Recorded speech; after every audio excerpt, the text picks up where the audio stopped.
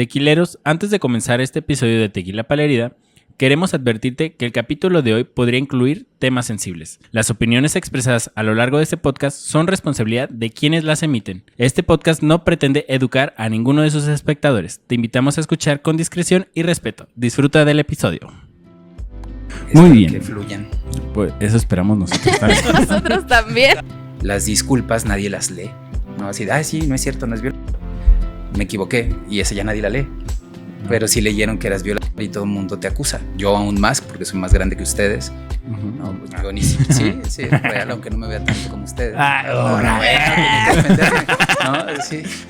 Creo que el gran trabajo, el gran reto como universitarios es comprender la realidad del otro, más que un número en la lista, más que un sujeto problemático. ¿Cómo hacemos para que esa igualdad realmente construya una escuela justa para generar una sociedad justa? Estás llegando a un espacio seguro. Una zona en la cual puedes expresarte libremente. Cuestionar nuestra forma de ser, pensar y actuar. Te invitamos a sonar juntos con Tequila pa' la Herida. En los últimos años, el sistema educativo en México ha realizado diferentes cambios para mejorar la calidad y equidad dentro de las aulas. Bienvenidas, bienvenidos y bienvenidas todos a esto que es Tequila pa' la Herida. Mi nombre es Adrián Silva. Yo soy Magali González. Y el día de hoy contamos con un gran invitado, así que pido un fuerte aplauso para Jesús Ramírez Zúñiga. ¡Bravo! ¿Puedo aplaudir? Esta es su casa, maestro. Es su programa. Es su programa. Así váyanse ustedes. Bueno, ya que estamos en confianza. Váyanse de mi programa. No es cierto. Bueno, antes de empezar con el tema, voy a leer un poquito del currículum aquí del maestro. Él es abogado de profesión, tiene una maestría en filosofía, es doctorante en desarrollo de competencias educativas y también doctorante en derechos humanos.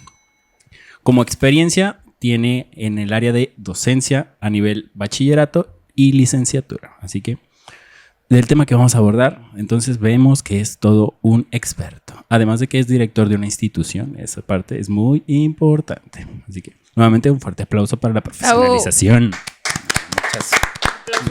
Muchas gracias por la invitación. Bueno, no sé si me tocaba hablar a mí. Sí. Usted, él, ya dijimos que este es su programa. Bueno, pero ¿Cómo no está? ¿Cómo se encuentra? Bien, aunque nervioso por su culpa, pero bien. ¿Por qué? Sí, denos porque contexto. Tenemos media hora tratando de iniciar y aquí estos señores están nerviosos, que no entiendo la razón. No, Ahora. No la entiendo. Bueno, si me la explican, podría. No, la verdad es que estamos muy contentos de que esté aquí con nosotros, la verdad. Ya queríamos como hacerle la invitación, pero como que no nos animábamos, ¿verdad? Así es. Y si nos dice que no. Pero pues, es que por lo que pasó, tenemos media hora grabando porque no sabemos cuál va a ser la reacción del caballero aquí a un lado. Lo conocemos de manera personal, pero pues también en la parte profesional. Y sabemos que es una persona muy ocupada y que no sabemos cómo lo agarremos un día. Agenda apretada. Sí, agenda apretada sí, pero no. No fue difícil la invitación tampoco. No, o sí. No. Llegaron así de queremos y ya, ¿no? Sí, Muy bien, pero muy muchas bien. gracias por estar aquí. No, agradecido por la invitación. Muy bien. Espero Muy bien. que fluyan. Pues eso esperamos nosotros también. Nosotros también. También esperamos eso. Bien, el tema del que vamos a hablar el día de hoy es la educación aquí en México y pues más específico pues vamos a hablarlo desde el área de la experiencia profesional en Jalisco, porque es el lugar en donde estamos nosotros desarrollando esta bonita profesión, pero muy extenuante en momentos. Entonces, podemos comenzar. Señorita Magali, ¿tiene preguntas? Sí, bueno, pues todos hemos sido parte de una institución educativa, ¿no? Nivel básico, superior, y la experiencia que ha tenido cada uno de nosotros es muy diferente. Ahora que nosotros somos docentes, pues podemos hacer como esta comparativa. Cuando yo estaba cursando el nivel preparatoria, primaria, secundaria, las cosas eran muy diferentes a lo que es hoy en día. Y de hecho, hasta el mismo proceso cognitivo, ¿no?, que tienen los adolescentes o los niños en la actualidad, o sea, es diferente. Es muy diferente. Al que nos tocó vivir. Ajá, cómo se van desarrollando. Por ejemplo, nosotros en la infancia pues no teníamos como acceso a redes sociales, al internet. Bueno, al menos a mí en lo personal me tocó hasta que ya estaba en la prepa, que empezaron como redes sociales. Uh-huh. Pero en la infancia, pues ahora sí que era interactuar con otras personitas y ahorita la forma en la que ellos visionan el mundo, se relacionan y aprenden, también es parte como de la evolución junto con la tecnología. Ajá. Así es. Muy bien, primera pregunta, ¿me parece bien? Aquí tenemos unas preguntitas para no irnos tampoco de tanto de tema. Señor director, ¿cuáles considera? Que no iba a ser formal. Claro, es que yo tengo que verme profesional. ¿Cuáles considera que son los mayores retos y desafíos que enfrenta la educación a nivel bachillerato? Bueno, sí es una pregunta difícil, pero no por descalificarme, pero no soy experto en educación. Soy más bien alguien lírico, alguien que se ha formado con la experiencia y tomado decisiones con base en la experiencia y con la lectura, ¿no? Que es lo que te permite de alguna manera poder comprender lo que ocurre en el entorno educativo y más en el entorno en el que me desarrollo directivamente. Entonces, hay retos generales, sí, como, ¿no?, la brecha digital que padecimos no solamente en pandemia, pero lo seguimos viviendo ahora. Es decir, sí pueden traer un dispositivo, ¿no?, y a lo mejor de alta gama, pero sin datos, ¿no? Y entonces es como no traer nada. Sí. O sea, sí está muy padre y está para las fotos, ¿no? Pero no hay forma en la que pueda funcionar para el aprendizaje, ¿no? Entonces, brecha digital creo que es uno de los retos, no solamente en media superior, sino creo que en educación superior, ¿no? Otro reto creo que es el tema de hacer comunidad. Es decir, ahorita lo mencionaban que aprendemos de formas diferentes, ¿no? Nosotros, bueno, yo aún más porque soy más grande que ustedes. No, pues yo ni siquiera, sí, real, aunque no me vea tanto como ustedes. Bueno, tengo que defenderme, ¿no? Sí, tengo que defenderme de alguna manera. Bueno, yo sí, por ejemplo, yo no tuve acceso a redes sociales hasta estar en la prepa, pero ya como profesor, no como estudiante. Entonces, mis trabajos eran a máquina mecánica, entonces, pero te permite, por ejemplo, ese tipo de cosas, el no tener acceso ni a internet ni a redes sociales, pues te permite interactuar con las personas que tienes al frente, incluso para poder investigar, ¿no? Entonces, claro, la construcción del conocimiento en el aula, pues era colectiva. Hoy no, hoy es hiper mega individual, sí, ¿no? Estamos con mucho más acceso a la información, pero la información no genera sentido, ¿no? Se requiere que el sujeto entienda que es una construcción por lo menos entre dos, ¿no?, a través del diálogo, y eso está perdido en este momento, ¿no? Es decir, los chavos no saben qué hacer con tanta información, sí, porque no les genera nada, o sea, no les causa ningún ruido mental, por llamarlo de alguna forma, pero tampoco les causa sentido de vida, ¿no?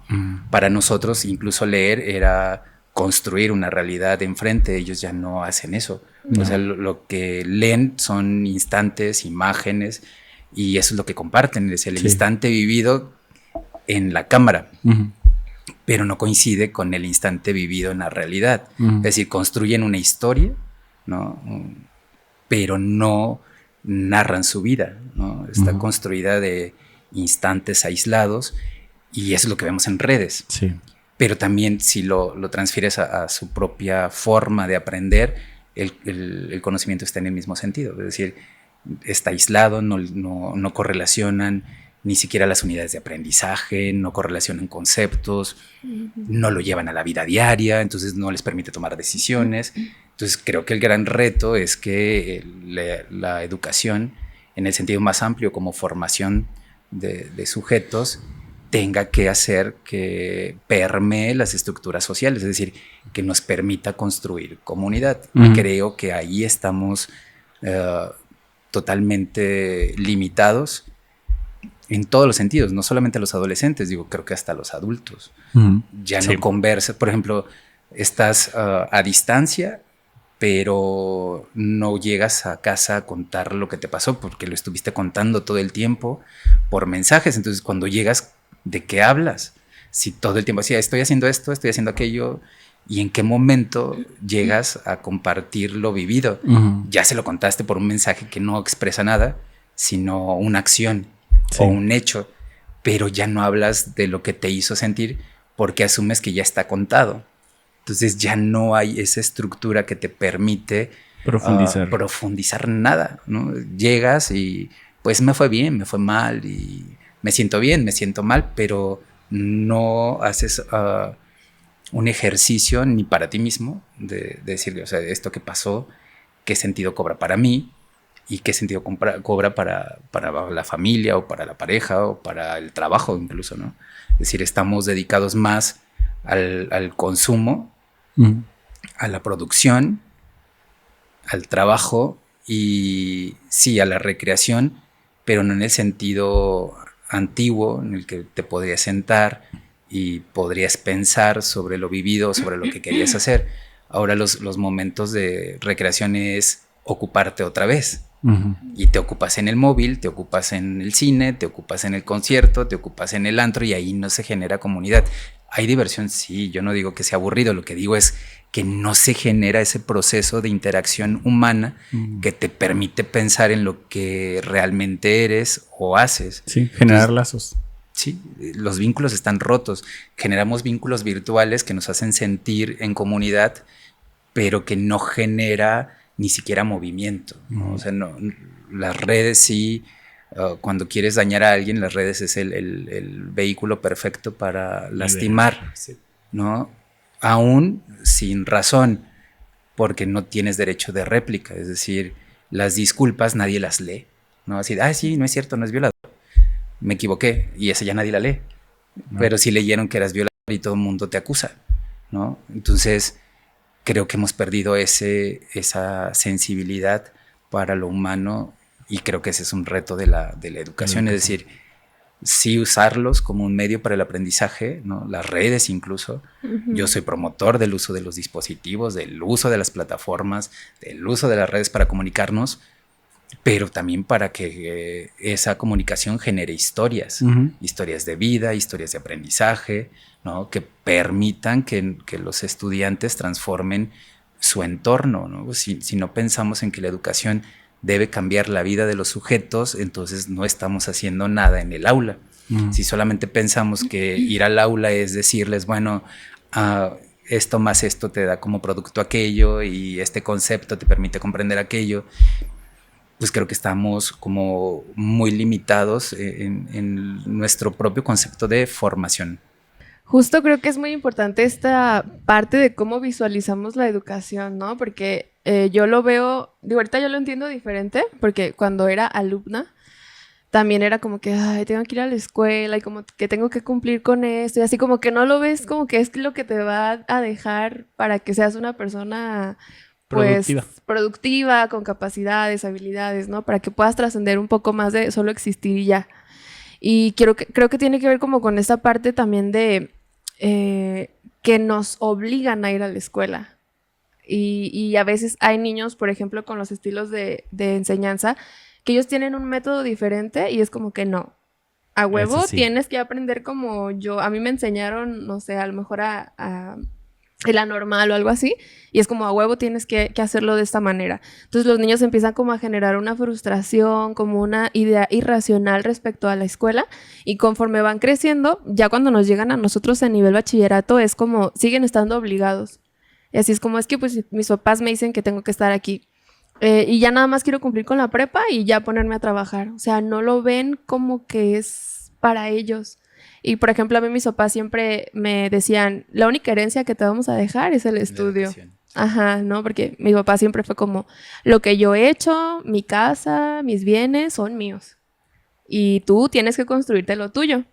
Y en su momento sí decía, ay, pero ¿por qué? Si a todos les van a dejar herencia y un rancho y no sé qué, ¿no? Y a mí no. Ajá, pero ahorita digo, no manches, sí es cierto. O sea, mis papás, pues no tienen el nivel de estudios. Entonces mi papá fue obrero toda la vida y él me decía, si yo pude, ¿tú por qué no vas a poder? ¿No? Entonces era como tienes que estudiar, y con el paso del tiempo yo entendí la importancia de, pero a veces en algunas familias no hay la oportunidad como para que entiendan el por qué es bueno estudiar, o simplemente el nivel económico no da para eso. Es que, bueno, paréntesis, creo que también ahí influye, corríjanme si me equivoco, que, por ejemplo, si el contexto de tus papás fue como mucha visión a darte algo de profesionalización que ellos no tuvieron acceso. Pero hay personas que dicen, pues si yo pude sin estudios, en lugar de impulsar a que sus hijos hagan algo diferente, dicen, igual vas a poder sin estudios. Entonces, en lugar de, ok, te voy a presionar y te voy a dar esta herramienta extra para que tengas mejores oportunidades de las que yo tuve. Es así, no, ni lo necesitas. Porque creo que en pandemia nos tocó vivir comentarios fuera de padres de familia que decían situaciones así de, ay, es que mamá, tengo que entregar este trabajo. El niño quizás un poco más responsable y era, no, mejor quédate a ayudarme. Entonces aprovecharon como la excusa de pandemia quizás algunos padres de familia para decir, te va a dejar más esto que estar allá en la escuela. Entonces ahí es algo delicado. Bueno, yo creo que hay como dos como niveles para comprenderlo, ¿no? Uno, por ejemplo, en el origen de la institución educativa, todas las instituciones están creadas para reproducir los valores de una sociedad determinada. Entonces lo que aprendemos en la escuela es para conservar la estructura social, ¿no? Lo mismo funciona la familia. Nuestra familia, por ejemplo, bueno, incluso yo creo que la mía mucho más que las de ustedes, estaba estructurada con ciertos niveles jerárquicos, con cierto tipo de valores preestablecidos, ¿no? Por ejemplo, yo en mi caso, igual que en el tuyo, mi papá era albañil, bueno, sigue siendo, ¿no? Ya no lo hace pues porque tiene 86 años, y mi mamá ama de casa. Su nivel de estudios es hasta tercero de primaria, o sea, ¿no? Pero yo veía a mi papá esforzarse y decía yo, no quiero eso, ¿no? Entonces para mí la escuela fue un espacio, por decirlo religiosamente, de salvación. Es decir, yo no quiero que mi forma para mantenerme, sostenerme, crecer, sea el trabajo físico de mi padre, ¿no? Y entonces para mí la escuela fue lo mejor que me pudo haber pasado. Entonces yo ir a la escuela era como a querer absorber todo lo que ocurría ahí, ¿no? Y a algunos les parece un esfuerzo sobrenatural, desmedido, así como de, ay, escuela, ¿no? Para mí no, digo, me corresponde a veces escuchar como peticiones particulares en donde estoy trabajando, es que estudio y trabajo, y sí, pero no es como un mérito especial, es decir, todos los que trabajamos y estudiamos estamos en la Universidad de Guadalajara, o si no estarías en otro espacio, ¿no? Es decir, no te hace especial trabajar y estudiar, ¿no? Eso es lo que uno debe, como docente en el aula, como hacer entender al sujeto que el esfuerzo individual sí vale la pena, pero el esfuerzo colectivo construye más cosas. La universidad, en el caso de la nuestra, de la Universidad de Guadalajara, está creada para generar igualdad de oportunidades. Es decir, todos llegamos y tienes los mismos espacios para crecer, desarrollarte, sin distinción alguna. O sea, todos podemos ingresar. Claro, ahí, en el caso de la educación superior, pues debes acreditar como dos valores, ¿no? Es decir, el promedio de egreso del nivel inmediato anterior y el promedio del College Board. Pero eso es necesario porque no tenemos espacios suficientes para todos. Si tuviéramos un lugar para todos los que hacen trámites, no necesitas un examen, o sea, ingresas directo, ¿no? Y entonces desde ahí empieza la competencia, es decir, pues el que tiene más méritos, pues es el que ingresa, ¿no? En eso consiste la igualdad de oportunidades, es decir, el que se esfuerza más, consigue más. Pero creo que también en el aula, además de la igualdad de oportunidades, debemos promover que los sujetos en condiciones, por llamarlos de alguna forma, de vencidos, no de perdedores, porque eso es otra cosa. Es decir, el que no logró todos los objetivos que el otro sí, por tener mejores condiciones en casa, porque eso también es cierto. Es decir, si la universidad genera igualdad, porque ingresa, no importa el nivel socioeconómico al que pertenezcas, entonces todos estamos en el mismo nivel. pero en la realidad que vive el sujeto no todos estamos en el mismo nivel, es decir, hay algunos que tienen acceso a todo, ¿no? Y hay algunos que no tienen acceso a nada, ni siquiera alimentos. La universidad iguala, pero nosotros debemos generar como docentes condiciones para el que no está en condiciones reales de alcanzar esa igualdad, generar un proceso de aprendizaje diferente. Es decir, no es lo mismo el que sí tiene computadora, internet en casa, alimento en casa, vestido en casa, vehículo que los lleve, al que no tiene ninguna de esas cosas y de cualquier forma está en la misma aula tratando de aprender exactamente lo mismo. La escuela lo proporciona a todos en las mismas condiciones, pero ninguno está en las mismas condiciones para aprender. Entonces, creo que el gran trabajo, el gran reto como universitarios es comprender la realidad del otro más que un número en la lista, más que un sujeto problemático, porque lo son además en el nivel medio superior, es cómo hacemos para que esa igualdad de oportunidades realmente construya una escuela justa, ¿no? Para generar una sociedad justa. Ojo, esto que digo no es mío, por supuesto, ¿verdad?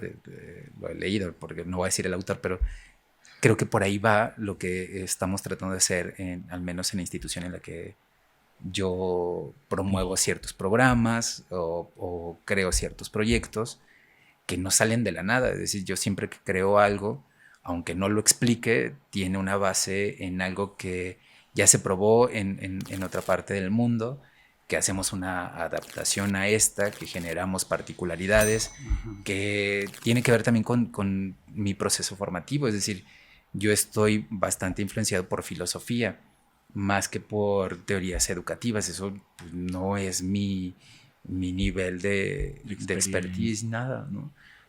El tema de la educación ha sido un tema de experiencia, no ha sido ni siquiera un tema profesional, ¿no? Entonces, pero mi experiencia de vida, además de mi origen social y de mi origen familiar, pues me ha permitido como brindar o crear cosas que a mí me habría gustado como estudiante que me ofrecieran, ¿no? Es decir, ojalá que esto hubiera pasado en el espacio en el que yo estudié, porque me hubiera permitido salir incluso del país, ¿no? Sí. Y es algo que genero en la escuela en la que estoy. Es decir, existe esto, estudias esto, te vas a ir para allá. O sea, yo no lo tuve, pero tú sí puedes tenerlo. Y no lo tuve porque no había nadie que te dijera, existe esto para ti, ¿no? O sea, reúnes todos los requisitos para irte. Nadie te dijo nada. Y entonces yo a lo mejor no estaría donde estoy. No en términos directivos, me refiero, a lo mejor hubiera estado en otro país estudiando y a lo mejor jamás habría regresado, o a lo mejor, no sé, ¿no? Incluso el tema educativo ni siquiera era un proyecto de vida, ¿no? Ahí llegué no por casualidad, ¿no? Sino por decisiones. Uno decide a dónde va, porque pudo no haber sido. Sí, claro. ¿No? Pero todo mi pensamiento y toda mi formación estaba ligado al tema jurídico. Pues estudié para abogado, entonces mi gran sueño era ni siquiera ser ministro de la corte, no tenía esa ambición, era ser secretario de estudio y cuenta de la corte, eso sí, de la corte. Y eso es lo que intento hacer, es decir, transformar la visión de la gente, aunque a veces no lo explique, o tratar de que la gente tenga acceso a cosas que en su vida habrían pensado que era posible estar allí, ¿no? Entonces, cada uno de los proyectos generados tiene ese enfoque así de, yo no lo tuve y tengo la oportunidad de dártelo para que tú lo tengas y no te va a costar nada. Entonces, hacia allá va todo lo que trato de crear. ¿Con qué visión? Pues igualar lo que no es igualable, es decir, tu origen no te hace limitarte. Sí. Pero tampoco te facilita las cosas. Claro.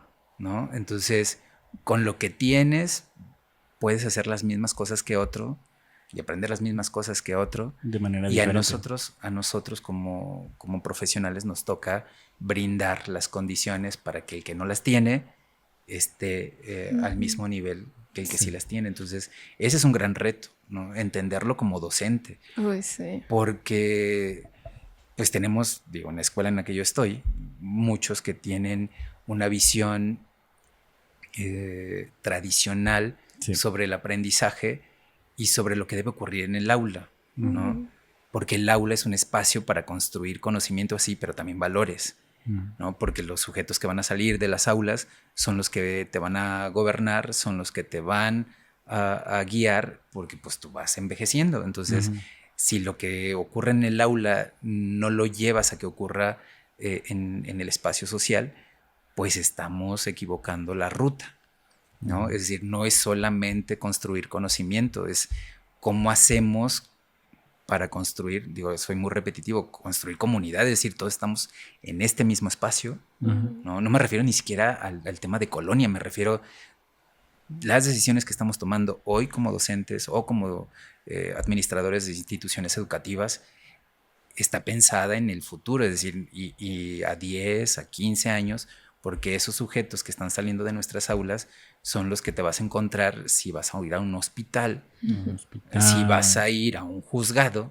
¿no? Si vas a ir en la calle y te venden alimentos. Es decir, si lo que estás haciendo no está bien, en algún momento de nuestra vida nos va a salir más caro. Sí. Y no solamente en temas individuales, es decir, no es que te traten mal a ti, ¿no?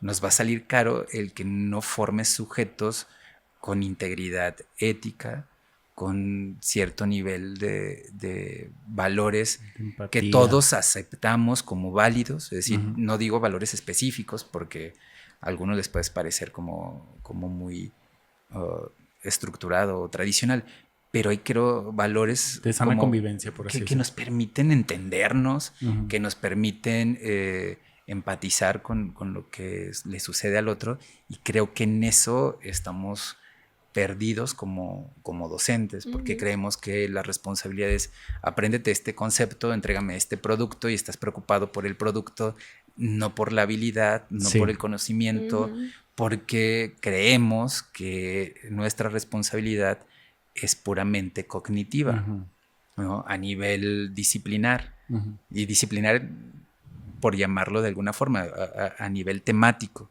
Es decir, pues ya abordé este tema, no aprendiste, es tu problema, no el mío, pero no estamos pensando cómo eso va a hacer que el sujeto lo interiorice, lo haga propio, y que eso le permita interactuar con el mundo, con las personas, para ser mejor. Digo, ser mejor para sí mismo, sí, pero ser mejor para los demás, ¿no? Creo que ahí es el gran reto. Yo, agarrando un poquito de mi experiencia, porque luego le hacen el fuchi a las artes, porque dicen, ¿esta materia para qué? Y cosas así. Y justamente yo trato porque al final de cuentas no sé qué tan asertivo logro ser con todos, porque pues volvemos a lo mismo, a veces es complicado que una forma de dirigirte con un grupo pues sea efectiva para todos. Para todos. Pero trato de que vean que más allá de que quiero que me salgan artistas, pues no, yo les digo, yo no quiero que aquí me salgan grandes pintores ni nada. Digo, si tienen la habilidad, qué padre.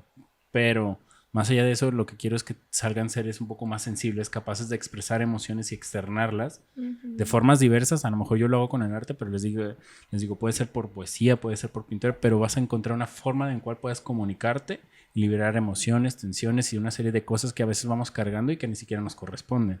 Entonces, creo que entendiendo un poquito lo que tú mencionas, es que nosotros como educadores debemos saber guiar el aprendizaje de una forma efectiva que les vaya a ser funcional en la vida a los jóvenes, y que ese aprendizaje genere individuos responsables y que sean productivos socialmente. Y productivos no hablo nada más de nivel económico, hablo también de niveles de interacciones, como bien mencionabas, que generen realmente una comunidad sana, ¿no? Entonces creo que por ahí va nuestra responsabilidad. Es una chambota muy cañona, porque... Sí. Yo, contrario a lo que dices en relación con el arte, a lo mejor para enseñar o para guiar el aprendizaje puede ser como algo menospreciado. Eso es lo que voy, más que nada. Pero enseñar lo otro es más fácil. Lo otro tiene reglas, medidas, límites. O sea, enseñar las disciplinas científicas es mucho más sencillo, porque ya hay un método específico que te genera los mismos tipos de resultados. Sí. Es decir, es capaz de reproducirlo. En el caso del arte, explica experiencias que no son fáciles de asir ni de explicar, por la ciencia. Sí, es ¿no? más subjetivo. Deja tú lo subjetivo, es mucho más íntimo. Sí, Es decir, te permite decir lo que eres incluso sin decirlo, ¿no? Te permite ser lo que eres incluso sin manifestarlo. Enseñar eso creo que es mucho más difícil que enseñar matemáticas, aunque matemáticas en nuestra actual currícula sea mucho más importante que una disciplina artística. Lo mismo le sucede a la filosofía, o sea, tampoco es algo que sea solamente único del arte. Digo, psicología está en un mejor nivel que el arte y la filosofía, pero porque lo lleva a nivel práctico. Es decir, un psicólogo puede darte, si no consejos, al menos como ciertas herramientas para tomar decisiones prácticas en la vida. La filosofía, ¿no? O sea, la filosofía te enseña otras cosas, ¿no? Que no te hacen tomar una decisión concreta en tu mundo concreto. ¿No? Te permite pensar en ti, sí, permite pensar en la vida, sí, en la muerte, en la posibilidad del suicidio. Y digo, y no estoy diciendo que sea válido, no, lo que estoy diciendo es que la filosofía te permite enfrentarte a eso, ¿no? ¿Es muy útil? Sí, pero no es de utilidad práctica. Entonces la gente está acostumbrada a que lo que aprendes en la escuela tiene que estar conectado de forma inmediata con la realidad. Sí es real el nivel de reflexión filosófica, sí, igual que el estético o artístico, pero como está desvinculado con lo que haces todos los días, ¿no? Pues no le tomas como la importancia, así como, ay, esa apreciación del arte en la prepa, así, cualquiera pasa esa, ¿no? Cualquiera pasa eso, pues, ay, es dibujar, ¿sí? Cualquiera puede, o sea, aunque no sepa dibujar, cualquiera puede hacer eso, ¿sabes? Lo mismo le pasa, por ejemplo, a las disciplinas deportivas, ¿no? Así como de, ¿cómo pudiste reprobar deportes? O sea, pues si nomás es correr, ¿no? Y es una como incomprensión de la importancia que tienen ciertas cosas para el desarrollo humano, ¿no? Entonces, el tema de la educación tiene que ver con eso, pero tiene que ver más con lo que hace el docente. Porque el docente es el que tiene la mayor responsabilidad para generar cosas. O sea, si tú no tienes la vocación, llegaste ahí por casualidad y porque no tenías empleo y porque no tenías forma de vivir, ¿no? Pero si sigues toda la vida después de 20 años creyendo que llegaste ahí por casualidad, entonces no eres la persona adecuada para estar en el aula. Es decir, puedes llegar por casualidad. Mi caso es uno de esos. O sea, yo llegué por casualidad, por llamarlo de alguna forma. Fue por decisión porque pude haberme ido por otro lado. Pero los caminos me hicieron llegar a esto, ¿no? Yo nunca me vine al aula, pero llegué al aula y dije, tengo algo que aportar, ¿no? Sí, yo creo que ninguno, perdón, producer. Yo creo que ninguno de los que estamos aquí presentes como que era como su visión de vida, pero a final de cuentas creo que terminamos disfrutando el hecho de saber que teníamos a personas que podíamos guiar y justamente como tú lo decías hace un momento, que darle recursos que a lo mejor en nuestro momento nosotros no tuvimos al alcance y es como brindar una nueva perspectiva en cuestión de derechos, en cuestión de respeto, en cuestión de valores, pero encausados a un aprendizaje, bueno, desde mi perspectiva, a lo que trato de impartir es que les sea funcional para algo. Sí, no nada más, como tú decías, entregar un producto por entregar, sino que cuál es la finalidad de este proyecto, pues en qué te va a formar en esto, o sea, busco que tengan... Sí. Pero yo creo algo. Que hasta el mismo sistema cultural, ¿no?, en el que nos enfrentamos es como nada más pensar en funcionar como robots, como maquinitas que producen dinero o producen cosas materiales y ya. O sea, no importa cómo estás emocionalmente, no importa si te das un tiempo para ti, mientras tengas dinero y mientras más tengas, te da más valor. Sí. Entonces, hasta esa parte como cultural es complicado. Digo, yo como psicóloga que abordo más esta parte como de las humanidades, hay mucha resistencia a veces, ¿no? Como, pero pues o qué, o sea, lo importante son las matemáticas o ya tienen pensado qué El carrera, inglés. el inglés, ya tienen pensado qué carrera van a estudiar porque eso es lo que da dinero, Ajá. ¿no? Como si nada más estudiándola ya el dinero Ya llegara llega por- en automático. Ajá. Bueno, y luego si le añades, por ejemplo, los nuevos modelos de éxito, ¿no? Ujú. Es decir, hoy ves a los estudiantes que los influencers, por decir genéricamente un nombre, ¿no? Porque cada uno tiene su nombre, pero ganan dinero, ¿no?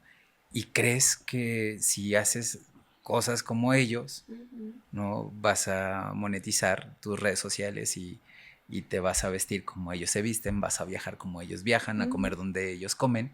¿Qué? ¿No Y- pasa? Ah. Entonces, Y ¿por qué hago creer eso? que eso, bueno, digo, yo lo percibo, no me lo platican, lo Ujú. ves en los chicos tratando Sí. de recrear Ujú. circunstancias, en hacer retos para viralizarse y llegar a más gente porque creen que eso va a Es el único darte, medio. sí, va a darte las herramientas para vivir bien toda la vida, ¿no? Sí.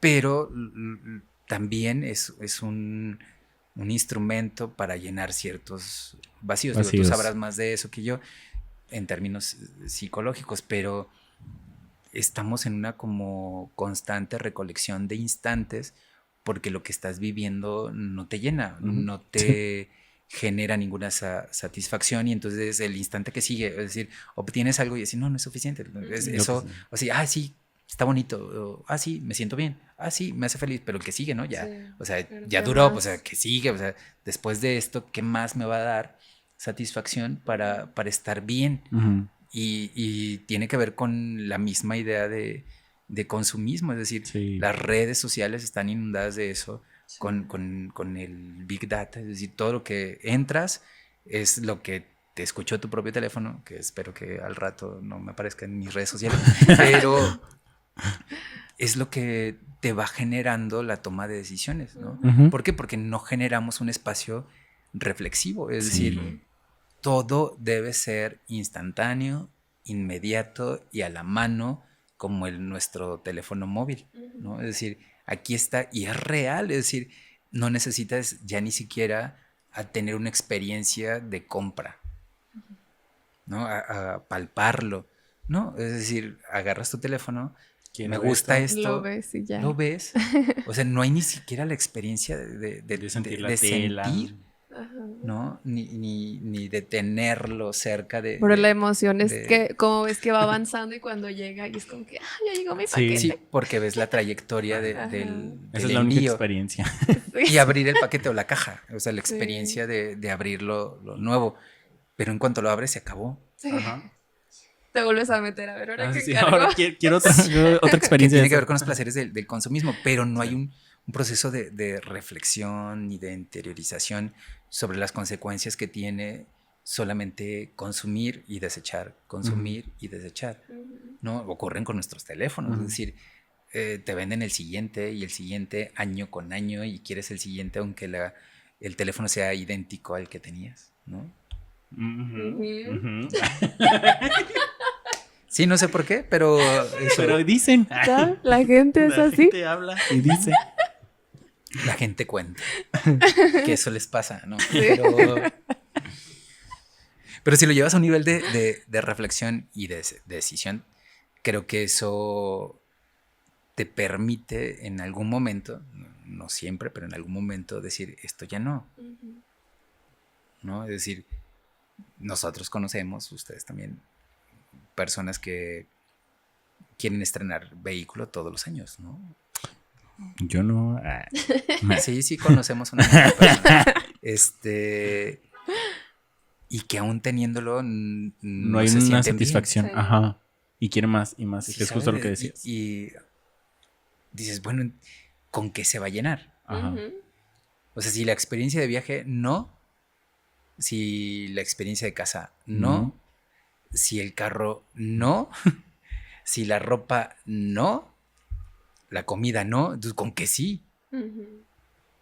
¿Sabes? Y eso lo está generando lo que estamos viviendo todos los días en nuestros dispositivos. Sí, todo es inmediato, entonces quieres en lo que sigue, lo que sigue, lo que sigue. Sí, una colección, como les decía hace rato, de instantes que puedas presumir en redes sociales. Sí, pero son tan efímeros. Sí y no, porque la gente se siente reconocida por eso que tú pues, puedes como tener, un posicionamiento. poseer, ¿no? Y yo no lo tengo. O sea, Ujú. y hasta eso genera en muchas personas satisfacciones. Mira, aquí está, yo lo poseo. A mí ya no me satisface, Pero velo. pero me satisface la idea de que tú Tú me no puedas puedes. envidiar. Tú no Eso puedes que, y yo sí. ajá, así, mira, ¿no? Y lo exhibes, lo expones y te genera satisfacción la exposición. Ujú. Ya no lo que tienes, no lo que consigues, no lo que disfrutas, sino lo que el otro desea que Y tú no tienes, Mm. te genera más satisfacción que lo que realmente logras lograste. tener dentro de tu radio de acción o de posesión o de disfrute. Ujú. Y creo que allí es donde debemos meternos como docentes. Es decir, si es un problema enorme, porque es global además, ¿no? Porque todas las Sí. generaciones y las nuevas generaciones, si ves a los nuevos niños, a los 2 años, por decir una edad, pueden manejarte el dispositivo mejor que un adulto. mayor. Sí. Sí, ¿sabes? Es decir, nacen con el dispositivo en la mano. Ujú. ¿Eso genera muchas ventajas de aprendizaje? Sí, si el docente La sabe implementar. sabe guiar el aprendizaje con ese instrumento. Si no, sigue siendo lo mismo que cualquier otro instrumento, porque para eso están diseñados, ¿no? El martillo está diseñado para una cosa, pero también puede ser usado para, ¿no? Sí. Entonces, no es el instrumento, es el ¿Cómo lo uso ético o moral del instrumento para lo que quieras construir o destruir. Y sigue siendo el mismo aparato. Ujú. Sí. Entonces, lo que hagamos con el aparato en las aulas, en la vida, en nuestras relaciones interpersonales, creo que es lo que puede marcar la diferencia en la educación. Entonces, creo que estamos de acuerdo que la tecnología no es el enemigo, sino simplemente el cómo la implementamos. Esto me lleva a una pregunta, porque a nosotros nos llegan ya a nivel bachillerato, es decir, ya tienen un desarrollo cognitivo Sí. previo. Y más de estas nuevas generaciones que literal, como tú dices, crecieron con tecnología. Entonces, ¿qué tanto se tiene que llevar de la mano lo que realizamos nosotros como docentes, como educadores, con lo que ven y viven en casa? Porque, por ejemplo, en mi caso, pues yo he visto a varios niños que literalmente para entretenerlos les dan el dispositivo telefónico y entonces ahí donde viene la responsabilidad, no la hay. Entonces el niño puede ver lo que sea y entonces al final de cuentas, ¿cómo corregir cuando ya nos llegan a nosotros en nivel bachillerato esos vicios o esos mala implementación de la tecnología? Entonces, ¿qué tanto equipo tenemos que hacer como padres y maestros para tratar de redirigir ese buen aprovechamiento? Pregunta al aire. No, claro, todo lo que haces en educación tiene que ver con lo que quieres como docente, con lo que quieren los padres, si no, no los llevarían a la escuela. Si ellos no vieran que la escuela es una oportunidad para algo, para lo que sea, pero si no lo ven como oportunidad, no los obligarían, ¿no? Como lo que decíamos al principio, se ve como una obligación y el chico responde de alguna forma. Si no tuviéramos ese nivel de credibilidad, nadie llevaría a su hijo a la escuela. ¿No? Entonces es un trabajo en equipo, ¿no? Con el padre de familia y más en nuestro caso que son con menores, ¿no? Es decir, no se puede trabajar aislado, no se puede trabajar sin la presencia en la escuela, no en casa, en la escuela de los madres y de los padres de familia, o sea, no se puede, ¿no? Pero además la tecnología siempre va a ser un recurso en este momento histórico, ¿no? No sé si vaya a cambiar o no, pero en este momento sí lo es. El tema es cómo generas estrategias de aprendizaje con ese recurso, Sí. ¿no? Por ejemplo, ahorita todo el mundo en educación superior, sobre todo en prepa, no lo sé y espero que no lo llegue a ver, la prohibición de la tecnología. Es decir, no, mejor, como ya sabemos que copias y pegas, entonces ya no.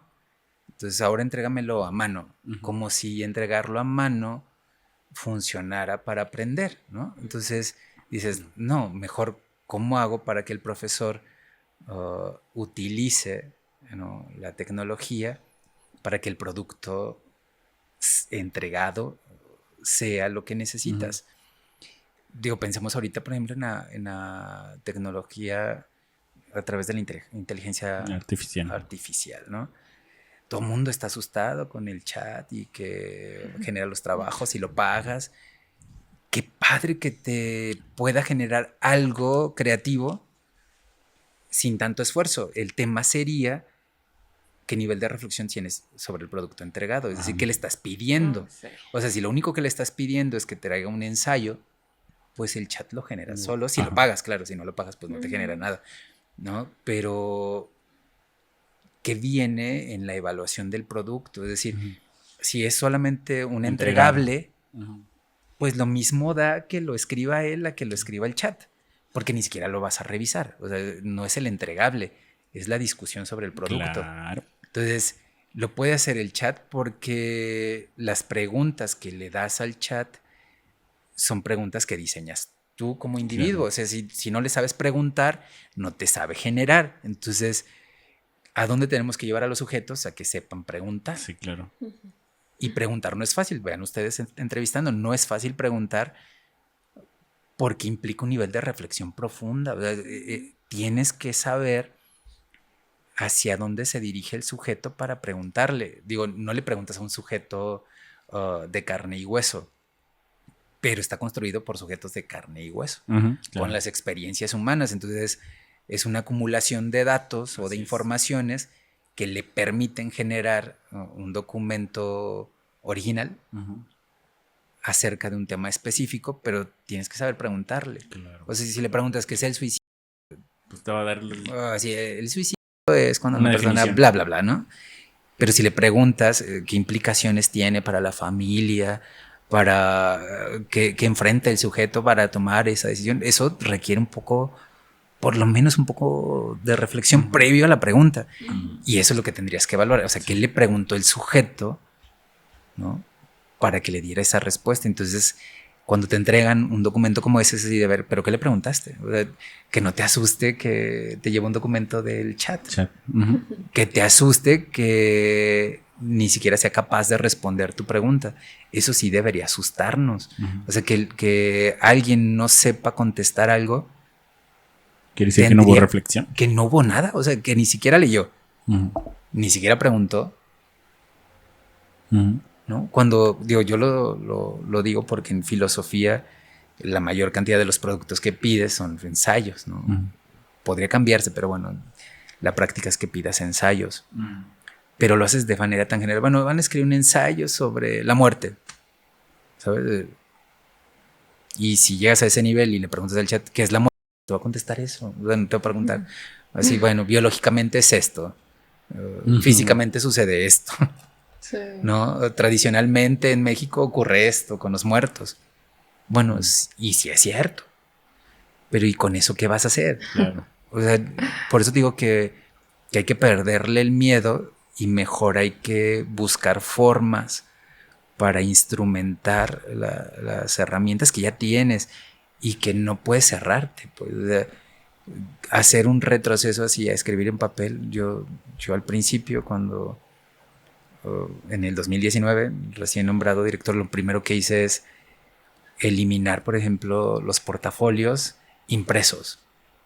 No lo pensé en términos tecnológicos, aunque lo llevamos a niveles tecnológicos.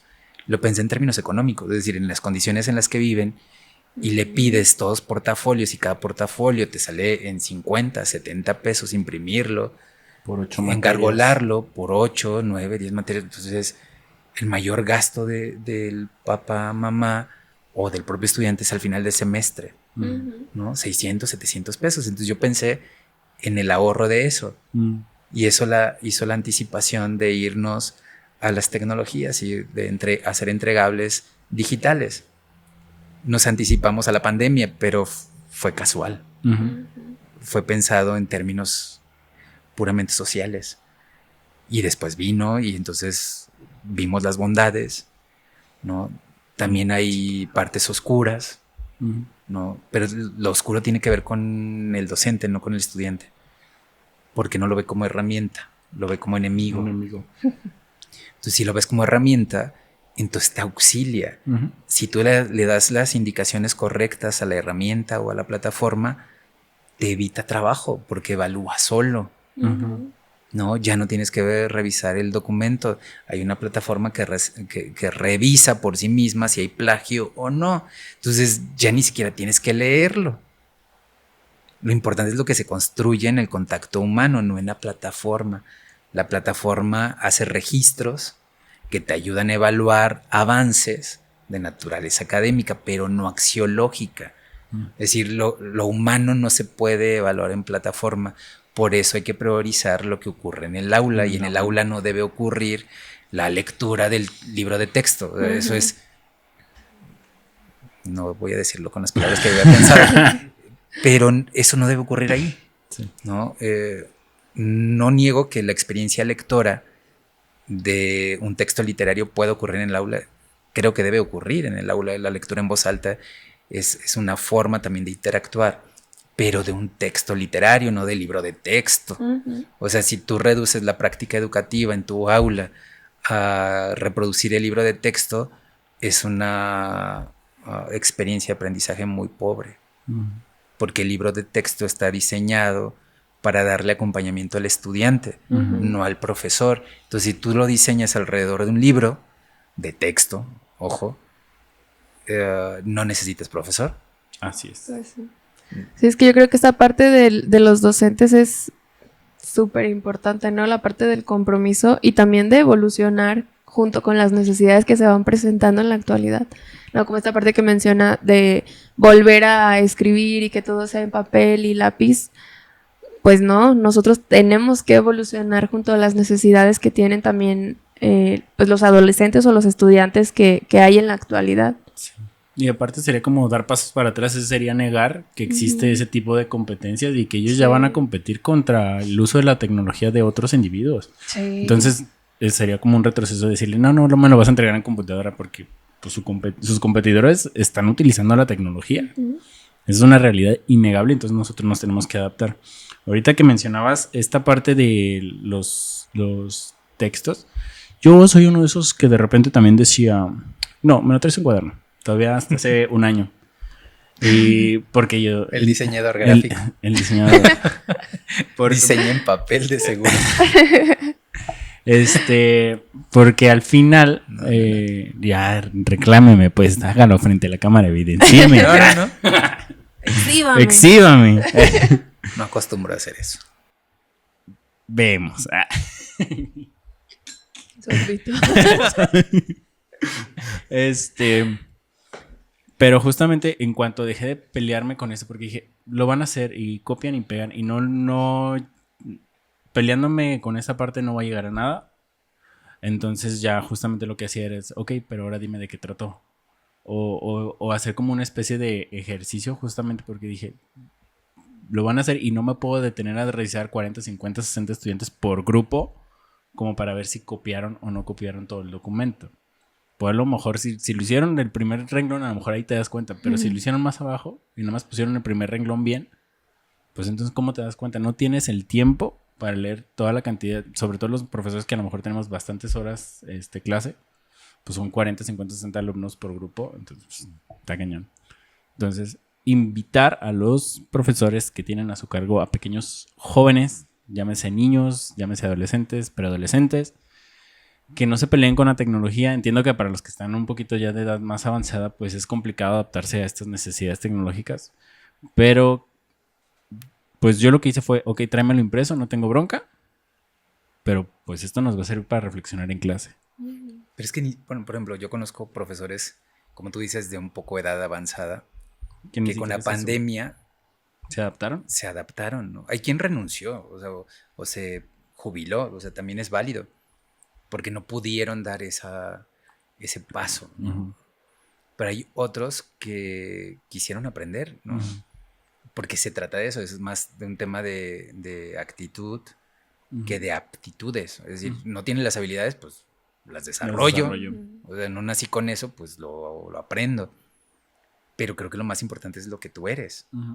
Si tú no lo quieres o si no tienes la vocación, lo más fácil es renunciar a ese estilo de vida, ¿no? O a esa vocación y decir, se acabó mi tiempo.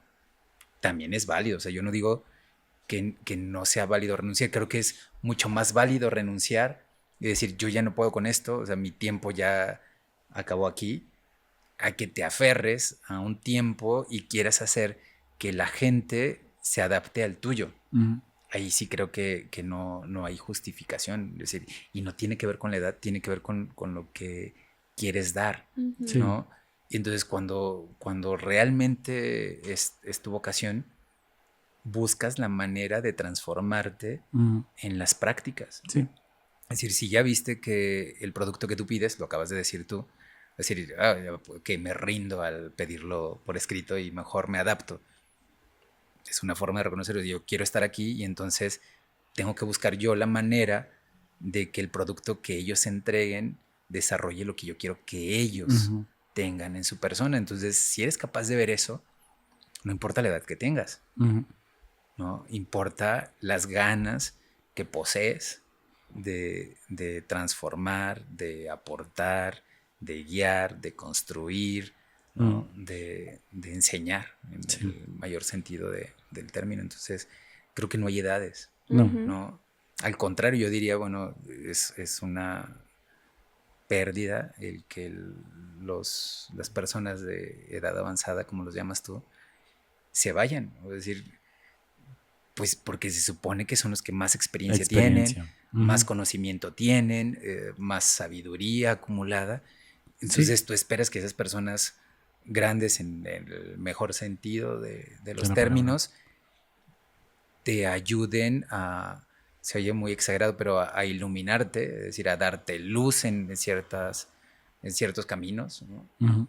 Entonces yo sí creo que hay que valorar a los grandes, o a las personas de edad avanzada, cuando estas personas de edad avanzada tienen la vocación para dar.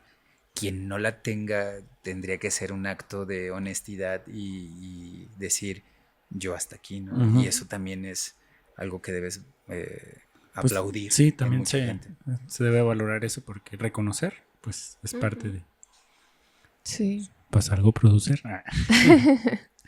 A mí me gustaría, y creo que lo he dicho como en varios episodios, como esta parte humana, porque la tecnología a veces es pues ya implícita, ¿no? No es como que, digo, si te niegas, pues en algún momento vas a tener que desertar.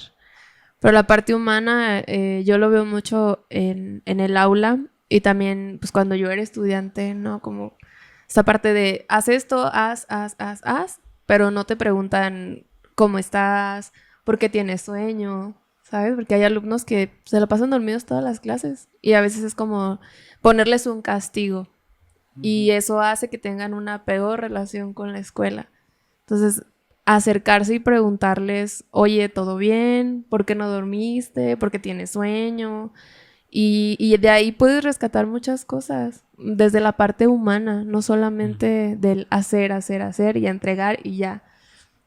Entonces, a los papás también, yo siempre les digo, ¿no? Dense 10, 15, 20 minutos al día para preguntarles si está todo bien en la escuela, qué aprendieron, si se sienten cómodos, porque a veces, bueno, no a veces, creo que es esencial que en casa exista la comunicación. Y también sé que hay muchos papás que no tienen esos 10 minutos al día como para sentarse a platicar con ellos, ¿no? Les digo, bueno, un fin de semana, no lo sé. Pero todas estas carencias que a veces se pueden dar tanto en lo emocional, psicológico, familiar, económico, tecnológico, muchas veces lleva a los alumnos o estudiantes a desertar. Entonces, ¿cuál es el compromiso que tienen los papás y el sistema educativo desde nuestra experiencia para apoyar a estos chicos y que sigan o puedan continuar con sus estudios? Evitar deserciones. Pero yo creo que algo que hemos perdido y que creo que debemos trabajar para recuperar es algo de lo que decías, ¿no? La escucha atenta. Es decir, hemos perdido la capacidad de sentarnos, evitar los ruidos como los dispositivos y decir, ok, aunque dure 5 minutos, ¿qué tienes? ¿Qué te pasa? ¿Qué viviste? Aunque sean 5 minutos, es que tampoco tiene que durar una conversación 3 horas para que sea una conversación profunda. O sea, en 5 minutos podrías entender a alguien. Sí. O sea, no necesitas grandes horas. Digo, los psicólogos a lo mejor sí, pero en una relación de interacción ordinaria, no normal, sí, ordinaria, es decir, lo que te ocurre todos los días. Si escucharas con atención lo que la gente te está diciendo, incluso sin decírtelo con palabras, creo que nos iría mejor. Y eso no está ocurriendo, no es solamente en casa, ni en las familias, ni en las parejas, ni en el aula, mucho menos en el aula. ¿Por qué? Pues porque lo que te preocupa no es eso. Es decir, yo he visto profesores que literal llegan y se sientan, ¿no? Y platican de su vida como si su vida fuera como el modelo para salir adelante, ¿no? Digo, no lo cuestiono porque al final sus métodos son sus métodos o herramientas y su libertad, ¿no? Pero no siempre lo que tú haces o dices es necesariamente efectivo, viable o válido para determinadas cosas. Entonces creo que allí es donde tenemos que empezar como a reestructurar, pero a nivel personal. O sea, es que ni siquiera es la institución, porque la institución puede tener un montón de programas y la administración puede tener un montón de vías para que lo consigas, pero si el sujeto que es el responsable de hacerlo concreto en el espacio áulico ni siquiera lo asume como propio, ¿no? Pues entonces desde ahí estamos desviando la práctica docente. Entonces creo que debemos regresar un poco al cuestionamiento acerca de lo que soy frente al grupo, es decir, a mi actividad docente, ¿no?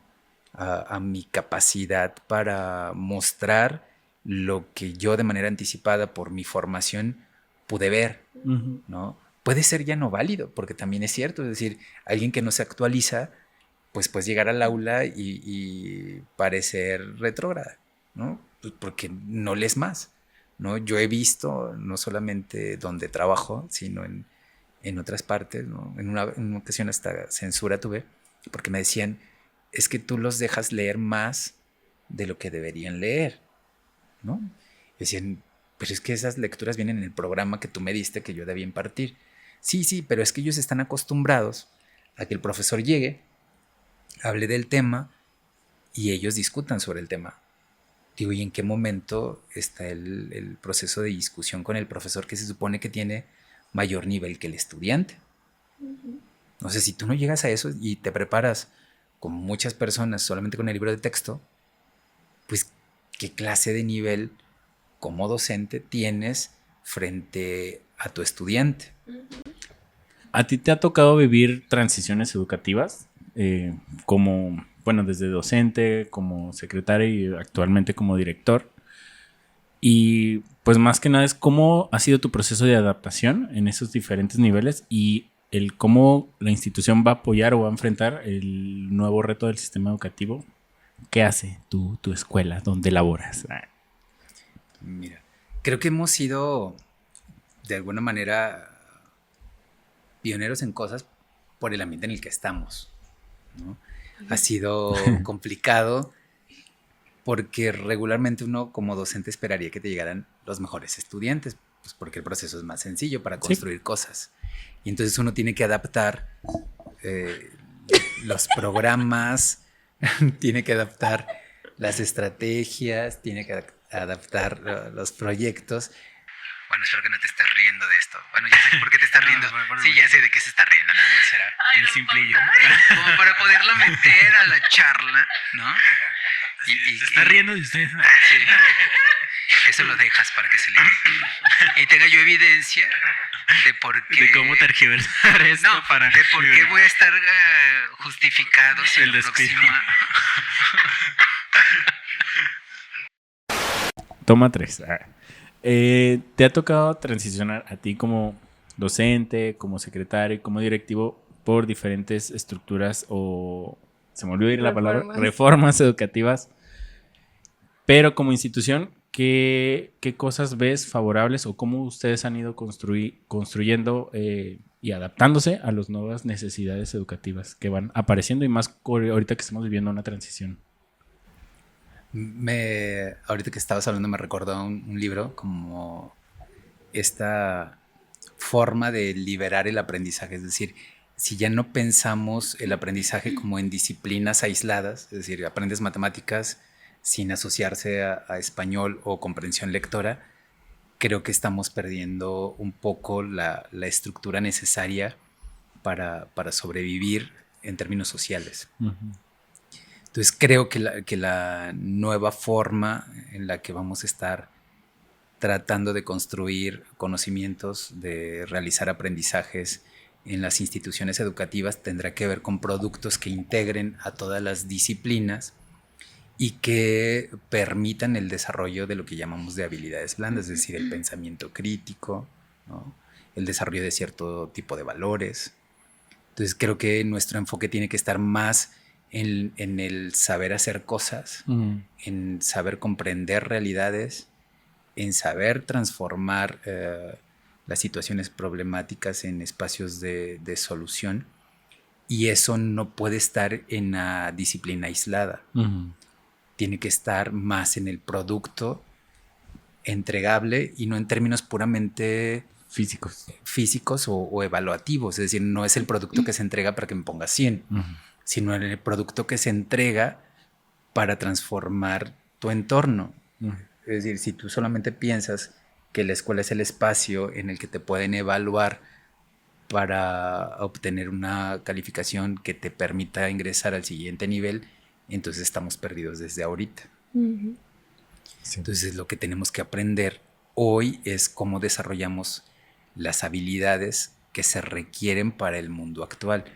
Suena como muy genérico, pero son habilidades que desde antes hemos desarrollado, es decir, lo decimos al principio del programa, es decir, la empatía es un valor que no puedes perder nunca.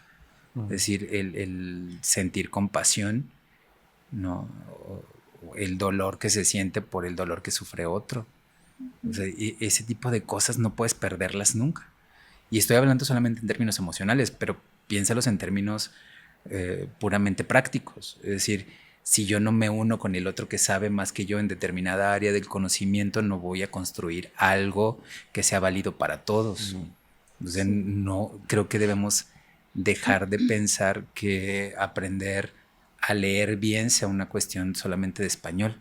Así ¿no? es. Comprender a través de la palabra, ¿no? A través de la poesía, y no solamente un tema de arte, es un tema de sensibilidad para entender que el otro vive de forma distinta situaciones y que tengo que comprenderlo. Entonces, todas esas habilidades tienen que estar unidas en algún producto, ¿no? Sí, sí. Como le llames, ni siquiera tiene que ver con multidisciplinas, interdisciplinas, ¿no?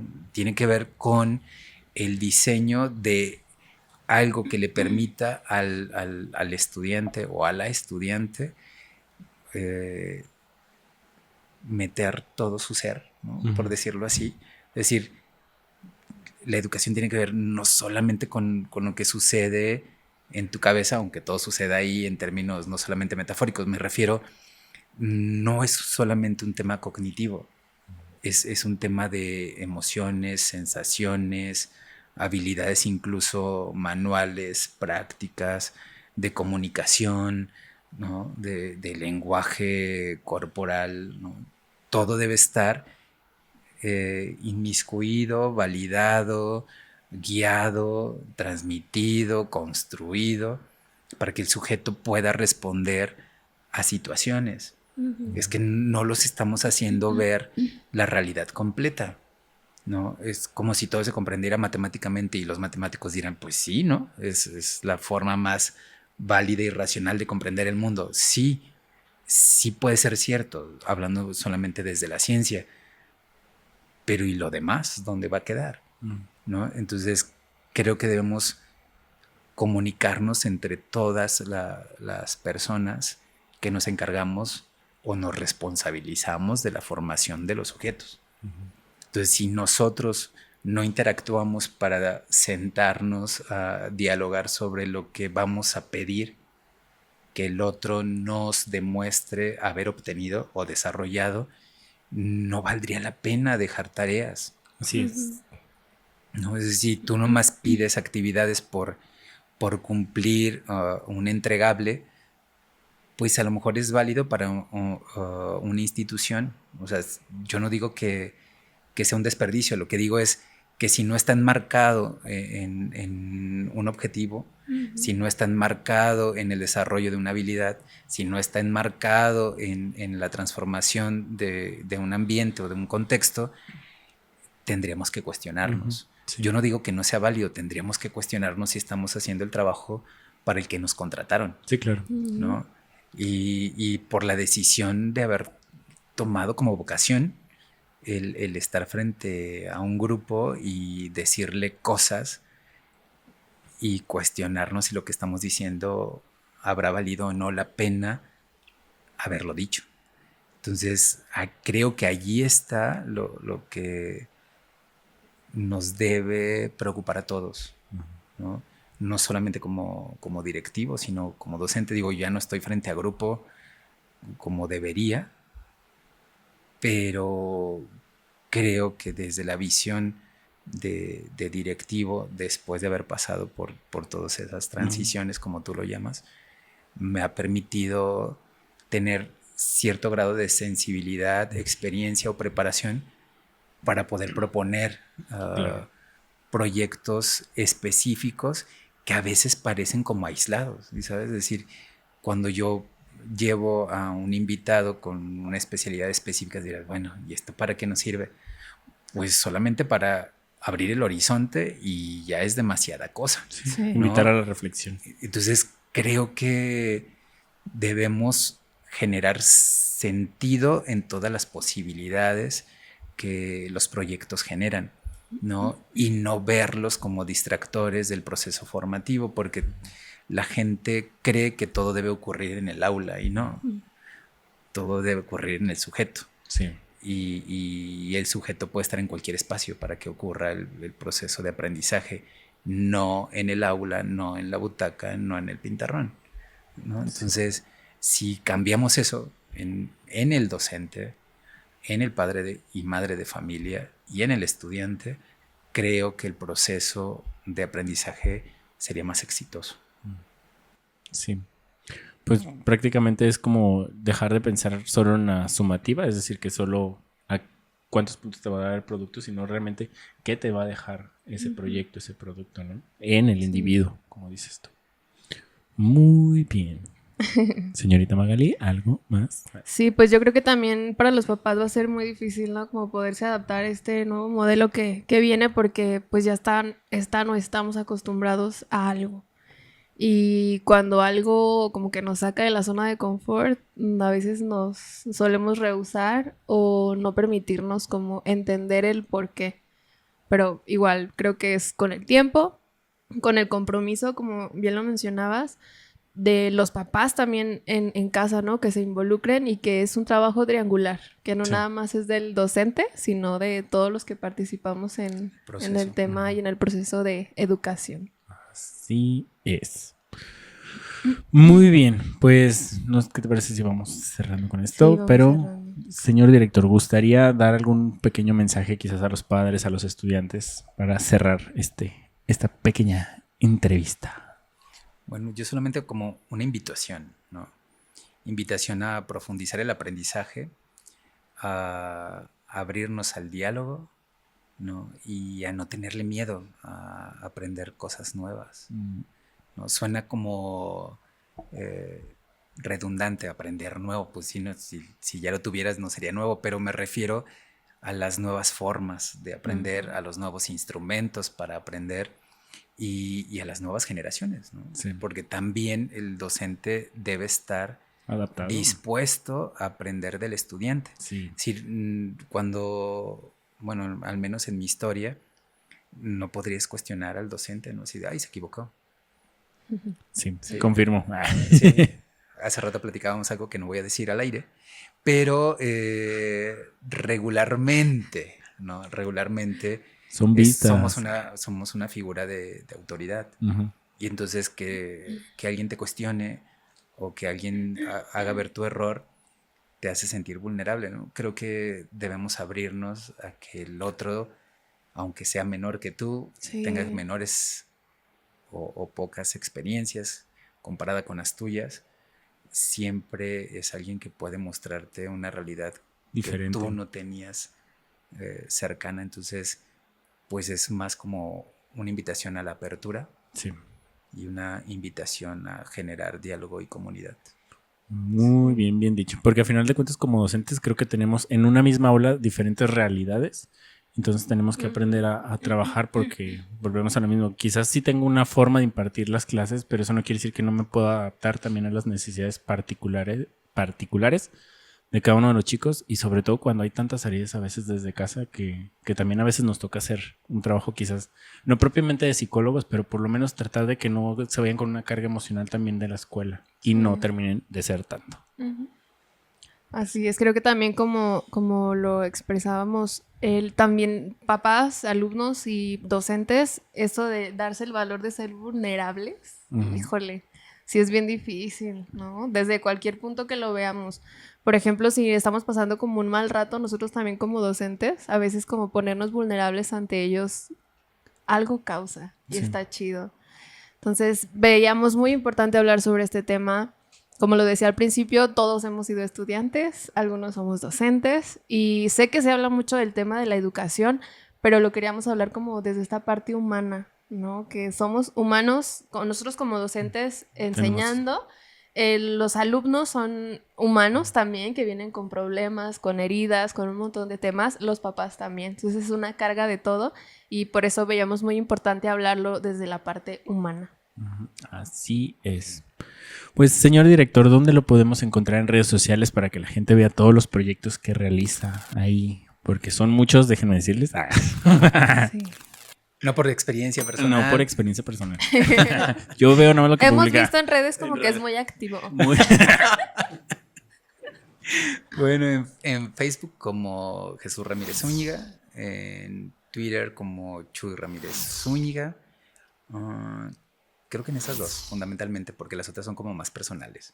Muy bien, búsquenlo. No es cierto. Y lo dejan aquí en comentarios. No, pues de antemano muchísimas gracias. No, al contrario, agradecido por la invitación. Una disculpa por los contratiempos y las risitas, pero no faltaron las risas. Sí. Por precisamente tomarte el tiempo, la disposición y la importancia de hablar de estos temas. Creo que tengas esta apertura de hablarlo, y desde la parte humana y desde tu experiencia personal, desde estudiante y cómo te fuiste desarrollando. Creo que eso habla de que los chicos también en ti puedan ver quizás una figura de que digas, ok, si él me está hablando desde su experiencia, que su papá era obrero, albañil, y lo pudieron sacar adelante y él todavía sacó más recursos para salir todavía más adelante, pues creo que esa es una perspectiva de vida que, digo, aunque suene al cliché del echaleganismo, pues ahora sí que es ver cuáles son tus oportunidades, tus posibilidades, y tratar de aprovecharlas al máximo. Y si la educación es algo que te están poniendo tus padres o tú mismo para salir adelante, aprovecharla. Sí, todo tendrá su recompensa.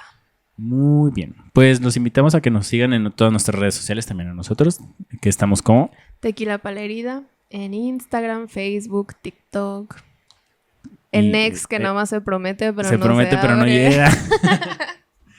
Pero pues ahí nos pueden encontrar, pueden comentar, también se vale compartir experiencias también desde las heridas, porque a veces podemos sanar ahí en mi maestro me hizo esto, y yo veo que se modificó esta situación en algún momento de la vida y agradezco esa evolución. Pues también se vale, porque yo sí veo muchas modificaciones positivas hoy en día al sistema educativo que nos tocó a nosotros, y pues si nos vamos todavía años nosotros, pues creo que sí, muchísimo.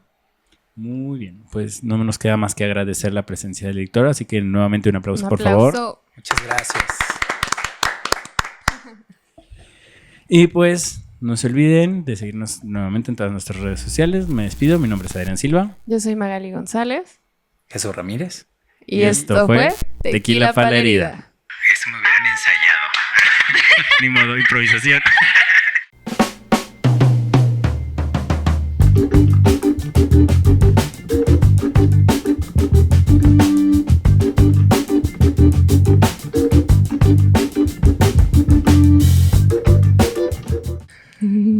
lo aprendí. Sí. Igual lo pongo en el cierre ya que. ¡Ey! A ver, respira, Maga, el que debe estar nervioso soy yo. Lo va a leer, ¿verdad? ¿Lo puedo leer? Sí. Ok.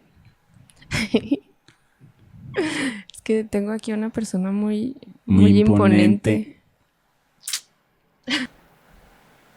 Es que no me vean. Eso también era una pregunta que tengo que ver siempre ahí, o si No. puedo voltear a verlos. Ajá. o no. Sí, así Digo, ahorita nosotros. porque ya sería... Ya, pues, se chivea. Cada Platico vez contigo. nada más. Y de Magali, ¿por qué no me ve? Eso es discriminación y ahorita... Es porque soy mujer.